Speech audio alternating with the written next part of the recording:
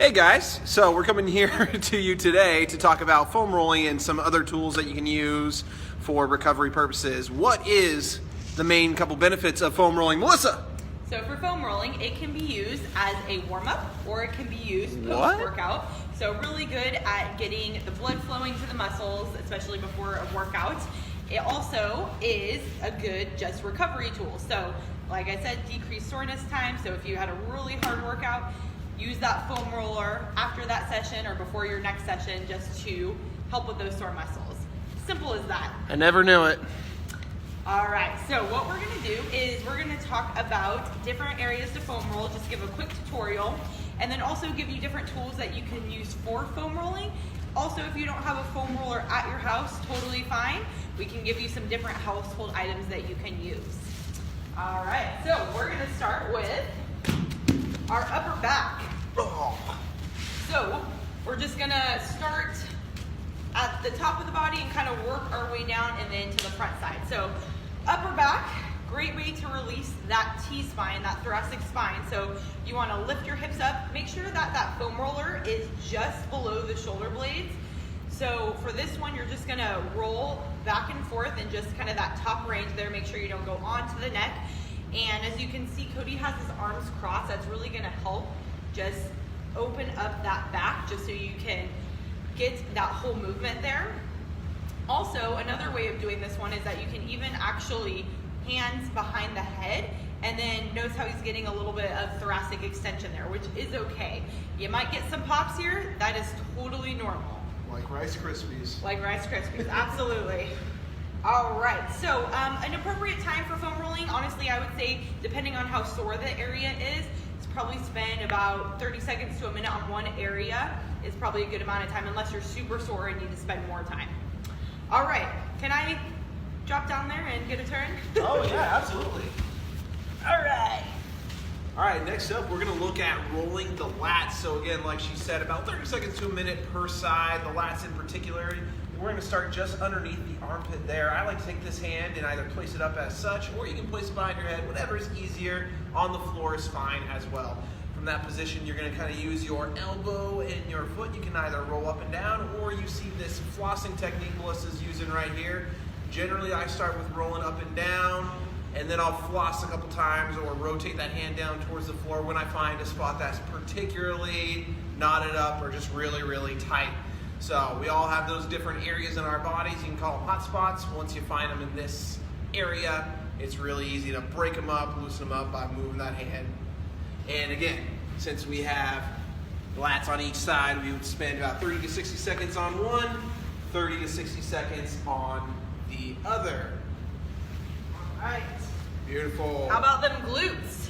Glute time. All right, guys, my favorite area to foam roll. So what you're gonna do is just like we're doing a seated hip stretch, you're gonna put one leg over the other, and then whatever knee is up, you are gonna lean to that side. So that arm is gonna come back, and you are just leaning into that glute, so you're only focusing on that area. You can do both glutes at the same time, but this is the preferred method here. You can kind of force that hip stretch in there at the same time and stretch out that glute just as you're rolling it. Now again, he used that term hot spots. We are looking for hot spots. So any area that's really just shouting at you, you're gonna spend a little bit more time there and work it out. And even get kind of the outside of the hip as well on this one. So after about 30 seconds to a minute on one side, you're gonna switch to the other side. All right. And if you did Bulgarian split squats yesterday, this will definitely be a good one for you to do. All right, quad time. What about our calves? Oh, those are last. Oh, all right, sure.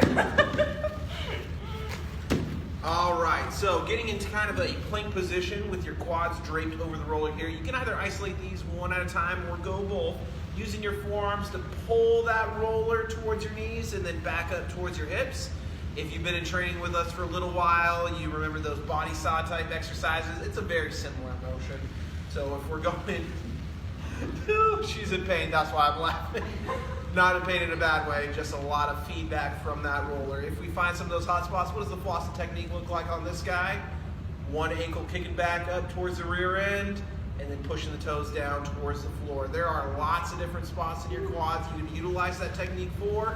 As you see, she's changing angles constantly to trigger different points of that muscle. Quad is called a quad because it has 4 different things involved in there. Quad meaning 4, right? So keep changing those angles and find those different sore spots. The math does check out on that one. Again, if you're going single-sided or single-legged, 30 seconds to a minute per side, or if you're just going both at the same time, spend about a minute. All right. All right, now we got those calves. Don't trip over that foam roller. Right now we are keeping account of how many times Cody trips over equipment. It's been about 5 per day. 5 per day. All right, guys, so arms are gonna go back behind you, and then you are going to get that foam roller right underneath those lower parts of the leg, so your calves. So you can actually go all the way from the ankle all the way to right below the knee. Again, lots of different areas to work in the calf, and you want to make sure you get all the different angles. So on this one, you can actually like pick yourself up, prop yourself up, and roll back and forth. The way that I like to do this, just to kind of avoid extra pressure on the shoulders, is it's enough pressure for me just to put one leg over the other and just wedge those calves into that foam roller and grind them out.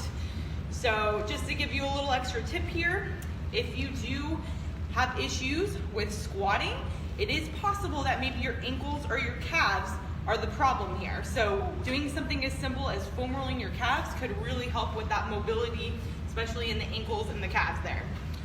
All right, perfect. So again, 30 seconds to a minute per side. And just notice how he's just kind of rocking side to side and really digging it.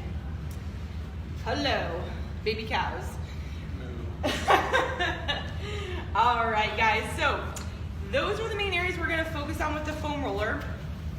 As you know from the club, we do have a lot of other tools that you can use.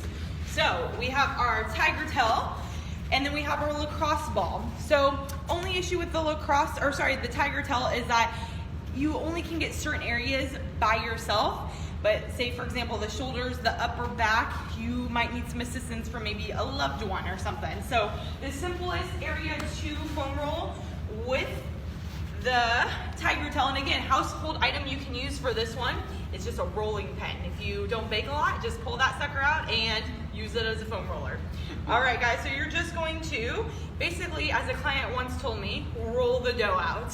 That is all we are doing here. So putting as much pressure as you can handle into whatever part you are foam rolling. With this one, the easiest areas to foam roller are just your quads, your inner thighs, and then your calves and your ankles. But if needed, like I said, grab a partner, they can just foam roll for you as well. Boom. Oh, clearly I need this. Shoulders are a little tight today. Yes. All right. And as far as an area to foam roll for the lacrosse ball, you can actually use these on your feet. Really good for sore feet. If you have plantar fasciitis, you can use them on the calves, glutes, but we also can use it on the upper back. So what you're gonna do, go ahead and turn around, Cody. You're just gonna place this guy on the wall and just focus on that inner shoulder blade there. And it's just gonna trace right along that inner scap there. So what you're gonna do is pin it to the wall, and then again, as much pressure as you can handle, just roll back and forth. You can even do some overhead movements to kind of get some tractioning in there. So again, you're just gonna need a wall for this. I'm not the wall though. And again, you're just tracing that inner shoulder blade there. You can even get up into the neck. You can do forearm, bicep, all that fun stuff. Another fun tool that we can use, what's another thing that we can use as a foam roller? So if you don't have access to a lacrosse ball at home, you can substitute out a golf ball. I've seen some folks use a tennis ball for less intensity if you have some really tight tissue. If you don't have a foam roller at home, a PVC pipe has been a very common substitute. Yes. It's a little bit more dense, so it's going to give you a lot more of that feedback than a roller does. So start slowly and kind of work into it and see what your body can really tolerate with that intensity.